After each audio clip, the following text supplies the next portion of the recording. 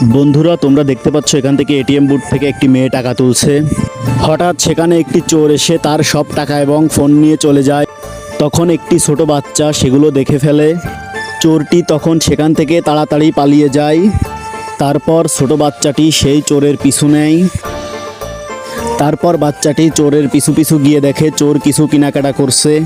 তারপর বাচ্চাটি চুপি চুপি সেখান থেকে টাকা আর ফোন নিয়ে চলে আসে। মেয়েটি একটুও বুঝতে পারেনি যে তার টাকা আর ফোন চুরি হয়ে গেছে। ছেলেটি তখন মেয়েটির পিছু পিছু যায়।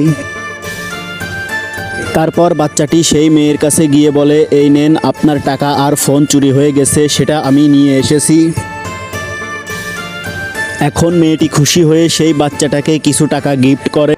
তখন চোরটি বুঝতে পারে তার থেকে টাকা আর ফোন চুরি হয়ে গেছে।